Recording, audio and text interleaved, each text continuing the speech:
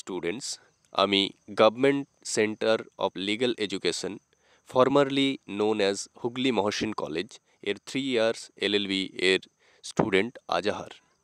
তোমরা যারা বর্ধমান ইউনিভার্সিটিতে 3 ইয়ার্স এলএলবি পড়তে চাও, তার জন্য তোমাদের কি কি এলিজিবিলিটি থাকতে হবে? ফার্স্ট, যে কোনো বিষয়ে গ্র্যাজুয়েশন ডিগ্রি থাকতে হবে। দ্বিতীয়, মাধ্যমিক, উচ্চ মাধ্যমিক এবং গ্র্যাজুয়েশন এই তিনটের মার্কস মিলিয়ে অ্যাগ্রিগেট 45% মার্কস থাকতে হবে। এসটি এসসিদের মাধ্যমিক, উচ্চ মাধ্যমিক এবং গ্র্যাজুয়েশনের মার্কস মিলিয়ে 40% মার্কস থাকতে হবে, অর্থাৎ তারা 5% রিল্যাক্সেশন পাচ্ছে। কিভাবে 3 ইয়ার্স এলএলবি এর অ্যাডমিশন বর্ধমান ইউনিভার্সিটিতে হয়ে থাকে? বর্ধমান ইউনিভার্সিটি একটি রিটেন অ্যাডমিশন টেস্ট বা এন্ট্রান্স টেস্ট নেয়। এই রিটেন অ্যাডমিশন টেস্টে 100 মার্কস থাকে। এই টেস্টে ইংলিশ, জিকে এবং কারেন্ট অ্যাফেয়ার্স থেকে কোশ্চেন আসে।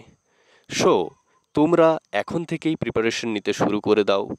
আরও বিস্তারিত জানতে আমি ডেসক্রিপশন বক্সে আমার হোয়াটসঅ্যাপ গ্রুপের লিংক দিচ্ছি, তোমরা ওটাতে জয়েন হয়ে থাকতে পারো। দেখা হচ্ছে পরের ভিডিওতে।